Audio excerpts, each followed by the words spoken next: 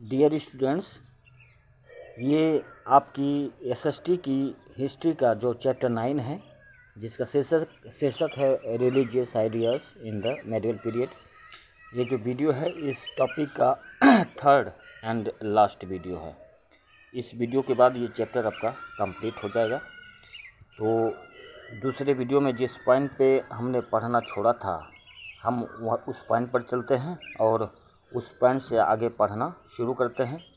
आशा करता हूँ कि आप लोग रेडी होंगे और तैयार होंगे पूरी तरीके से। तो पिछले वीडियो मैंने आपको जो बताया था, इस वोकेबुलरी के पॉइंट पर मैंने आपको छोड़ा था और आशा करता हूँ कि आप लोग वोकेबुलरी लिख लिए होंगे।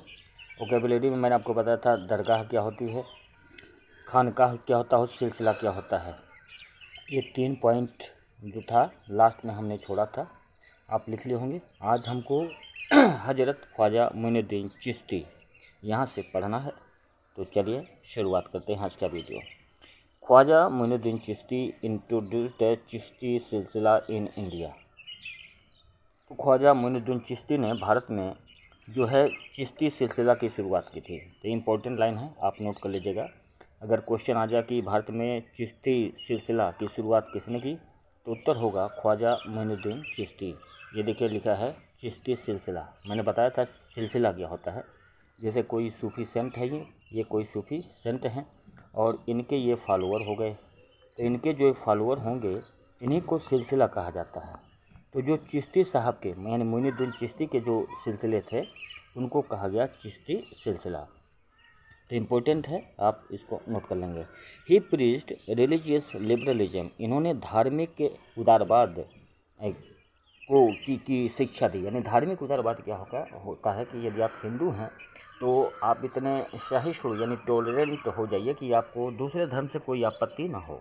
दूसरे धर्म से जब आपको कोई आपत्ति ना हो, कोई दुख ना हो, कोई कष्ट ना हो, कोई समस्या ना हो, उसको बोलते हैं रिलीजियस लिबरलिज्म यानी कि टॉलरेंस बोलते हैं, जो कि पिछले वीडियो में हमने देखा था टॉलरेंस के बारे में। तो इन्होंने उसी का प्रचार किया। His dargah at Ajmer is a place for pilgrims for both Muslim and Hindus. ये लाइन इंपॉर्टेंट है, आप लिख लीजिए कि उनकी जो दरगाह बनी है, उनकी दरगाह कहाँ है? अजमेर में है। और वहाँ पर हिंदू और मुस्लिम दोनों लोग जाते हैं और अपनी मन्नतें मांगते हैं। मन्नतें पूरी होती हैं कि नहीं होती हैं ये तो हम नहीं जानते, लेकिन अजमेर में इनकी दरगाह है जिनका नाम है ख्वाजा मोइनुद्दीन चिश्ती। ये फ़ोटो आप देख सकते हैं, ये ख्वाजा मोइनुद्दीन चिश्ती की दरगाह है। यानी ख्वाजा मोइनुद्दीन चिश्ती जब मरे थे उनको यहीं पर दफनाया गया था। तो इस दरगाह पर लोग जाते हैं, अपनी मन्नतें मांगते हैं, पूजा अर्चना करते हैं। His descendant Sheikh Salim Chishti was a well known Sufi mystic. इनके जो उत्तराधिकारी थे, डिस्केंडेंट माने उत्तराधिकारी, उनका नाम था शेख सलीम चिश्ती। वह भी एक जाने माने रहस्यवादी थे। मिस्टिक माने रहस्यवादी थे। Akbar built beautiful marble mausoleum of Salim Chishti in Fatehpur Sikri. और फतेहपुर सीकरी में जो ये साहब है शेख सलीम चिश्ती, इनकी दरगाह पर उसने मार्बल का यानी संगमरमर के पत्थरों का उसने फतेहपुर सीकरी में मौजूलियम बनाया है, यानी उसको खूब बढ़िया से सजा दिया है इनकी दरगाह को। दूसरे हैं हजरत ख्वाजा निजामुद्दीन औलिया। ये भी एक सूफी संत है, इनके बारे में देखते हैं क्या लिखा है। तो हजरत ख्वाजा निजामुद्दीन औलिया was a disciple of Baba Farid. ये बाबा फरीद के शिष्य थे। यानी हजरत ख्वाजा निजामुद्दीन औलिया बाबा फरीद के शिष्य थे। इसी बाबा फरीद के आशीर्वाद से हुमायूं को अकबर नामक पुत्र की प्राप्ति हुई थी। यानी हुमायूं को जो पुत्र अकबर के रूप में प्राप्त हुआ था, वह बताया जाता है कि बाबा फरीद ने आशीर्वाद दिया था हुमायूं को और तब अकबर पैदा हुआ था। तो उसी बाबा फरीद के शिष्य थे Hazrat Khwaja Nizamuddin Auliya. He led the Chishti order after the death of Baba Farid. Baba Farid की मृत्यु के बाद इन्होंने ही यानी हजरत ख्वाजा निजामुद्दीन औलिया ने अपने चिश्ती सिलसिला को आगे बढ़ाया। His followers included both Hindus and Muslim rich and poor. और इनके जो अनुयायी थे, शिष्य थे, उसमें गरीब अमीर, हिंदू और मुसलमान दोनों शामिल थे। ये फ़ोटो आप देख रहे हैं, ये मौजूलियम है, दिल्ली में है। और कहाँ पर है? दिल्ली में निजामुद्दीन औलिया का। तो निजामुद्दीन औलिया का जो दरगाह है वह दिल्ली में है अब यह फिल इन द ब्लैंक्स है, ये आपके लिए होमवर्क है, आपको करना है। ये जो Khwaja Nizamuddin Auliya was disciple of, अभी आपने जाना कि बाबा फरीद, यहाँ बाबा फरीद बनिएगा। Akbar built a beautiful mausoleum of marble, यहाँ लिखेंगे marble, and Fatehpur Sikri, and Sufi believed in, Sufi जिसमें विश्वास करते हैं, ये आपको करना है। आगे है डू यू नो, कि आपको पता है, इसमें लिखा है people set the blessing of saint in solving their worldly problems, it was believed that Sufi peace had miraculous power that could relieve others of their illness and troubles. The tomb or the dargah of Sufi saint became a place of pilgrimage. Thousands of people of all religion and faith visit this dargah. कुछ इसमें खास नहीं है, यही बताया गया कि लोगों के जीवन में जो समस्याएं आती हैं, उन समस्याओं के निदान के लिए लोग इन पीर, जिनको पीर कहा जाता है, सूफी सेंट को कहा जाता है पीर। पीर माने दूसरों का कष्ट हरने वाला, पीर का मतलब होता है दूसरों का कष्ट हरने वाला।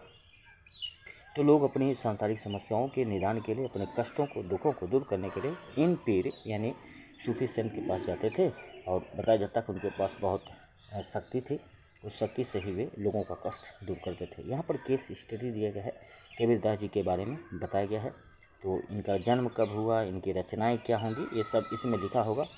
इसको आप स्वयं पढ़िएगा और कहीं दिक्कत हो तो हमसे पूछिएगा। अब हम आपको पढ़ाएंगे गुरु नानक के बारे में। यहाँ दिया गया है, गुरु नानक के बारे में कुछ बता देते हैं। इनके बारे में हम शायद पहले पढ़ चुके हैं इसी चैप्टर में। तो इनका जन्म हुआ था तलवंडी में, मैंने आपको बताया था। तलवंडी आजकल कहाँ है, आजकल ये है ननकाना साहिब, जो कि पाकिस्तान में है।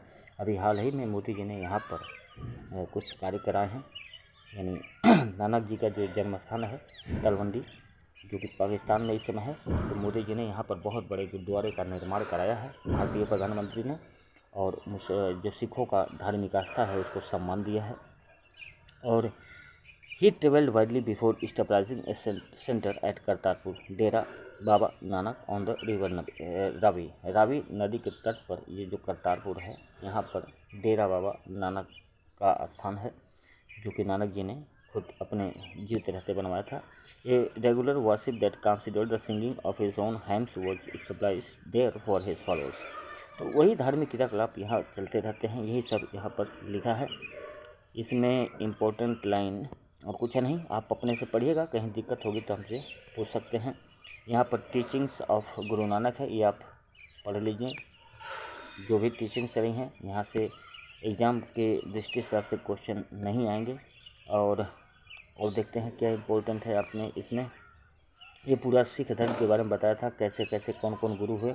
आप इनको, इनका जो गुरु ग्रंथ साहिब है वही इनका आदि ग्रंथ है, ये इम्पोर्टेंट है, इसको आप लिख लेंगे। देखिए यहाँ पर लिखा है गुरु अर्जुन देव कंपाइल नानक टीचिंग, यानी गुरु अर्जुन देव जो थे सिखों के गुरु, इन्होंने गुरु नानक देव का जो उन्होंने टीचिंग दिया था, उपदेश दिए थे, उसको उन्होंने एक जगह संकलित किया यानी कंपाइल किया, और उस ग्रंथ को कहा गया गुरु ग्रंथ साहिब, और इसी गुरु ग्रंथ साहिब को कहा जाता है आदि ग्रंथ। ये इम्पोर्टेंट है, आप इसको लिख लेंगे। और it is written in Gurmukhi, ये भी इम्पोर्टेंट है। ये किस में लिखा गया है, गुरुमुखी में लिखा गया है, तो इसको भी आप नोट करेंगे। इसके अलावा और कुछ इम्पोर्टेंट आपको लगे तो आप लिख सकते हैं। और यह जो बोल्ड अक्षर में लिखा है इसको देख लेते हैं। Teaching are now remembered as naam japna, कीर्तन करना एंड वंद छकना। इनके जो टीचिंग थी यानी उपदेश थे, उसको इस रूप में यानी नाम जपना, जैसे भगवान का नाम जपते हैं लोग, उसी के रूप में कीर्तन आप जानते होंगे, कीर्त करना यानी कीर्तन करना, और वंद चकना, ये कुछ सिख शब्द है। तो ये उनका जो टीचिंग था इन्हीं 3 रूपों में जाना जाता है। इम्पोर्टेंट नहीं है, बस पढ़ लीजिएगा। अब यहाँ दिया है Martin Luther and the reformation. अब ये मार्टिन लूथर जो हैं ये अमेरिका के हैं, इनके बारे में कुछ आपको बता देते हैं। In Europe the 16th century was a time of much religious activities. One of the most important leaders of the changes that took place within the Christianity was Martin Luther. Luther felt that many practices in Roman Catholic Church were contrary to the teaching of Bible. He strongly opposed the practice of indulgence, making donation to the church. To gain forgiveness for sins, he translated the Bible into German and encouraged the use of language of ordinary people rather than Latin. The increasing use of printing press helped in spreading his ideas. Many Protestant Christian sects trace their origin to the teaching of Martin Luther. और Martin Luther कौन थे? देखिए, ईसाई धर्म में भी, जैसे हर धर्म में भी समय के साथ साथ कुछ बुराइयां आ जाती हैं, चाहे हिंदू धर्म हो, चाहे इस्लाम हो, चाहे ईसाई धर्म हो, तो हर धर्म में समय के साथ परिवर्तन होते हैं। कभी किसी चीज़ को अच्छा माना जाता है, कभी किसी चीज़ को बुरा माना जाता है। तो ये 16वीं शताब्दी में जो चर्च थे, यानी यूरोप में जो चर्च थे, इन चर्चों में भी कुछ बुराइयां आ गई थी। इन चर्चों में होता क्या था कि यदि कोई मनुष्य है जिसने कोई पाप किया तो करता क्या था, आता था इस चर्च में कुछ दान देता था, यानी डोनेशन देता था। और चर्च के जो पादरी होते थे, वह पादरी उस आदमी को आशीर्वाद देकर कहते थे कि जाओ, अब तुम्हारे पाप माफ़ कर दिए हमने, अब तुमको उसका दंड भगवान के द्वारा नहीं दिया जाएगा। तो ये बुराई के रूप में मार्टिन लूथर किंग देखते थे कि ये तो बुरी चीज़ है। तो उन्होंने ऐसी ही बुराइयों को ईसाई धर्म से निकालने के लिए एक आंदोलन चलाया था, जिनका नाम था मार्टिन लूथर। और इसीलिए इतिहास में वो प्रसिद्ध हैं। क्योंकि भक्ति आंदोलन का चैप्टर था, तो हिंदू और मुस्लिम धर्म हम पढ़ चुके थे। ये थोड़ा सा पोर्शन आपकी बुक में इस्लाम धर्म को लेकर दिया गया है। तो आपको केवल इतना लिखना है कि ईसाई धर्म में जो है सुधार की शुरुआत किसने की थी, तो वो थे मार्टिन लूथर। इन्होंने जो कि ईसाई धर्म में सुधार किया। तो इस तरह ये आपका चैप्टर कंप्लीट होता है। आशा करता हूँ कि पूरा चैप्टर आप पढ़ चुके होंगे, इम्पोर्टेंट पॉइंट को लिख चुके होंगे। अब मिलते हैं अगले दिन और किसी नए टॉपिक के साथ। और आप लोग वीडियो को देखिए, लाइक करिए, कमेंट करिए, सब्सक्राइब करिए, शेयर भी करते रहिए और कमेंट ज़रूर लिखिए कि क्या समझ में आया, क्या समझ में नहीं आया, वीडियो अच्छा है, बुरा है, वीडियो की क्वालिटी कैसी है, सब कुछ लिखिएगा। तो बहुत बहुत धन्यवाद वीडियो को देखने के लिए। मिलते हैं अगले दिन अगले टॉपिक के साथ। Till then, thank you, take care and bye.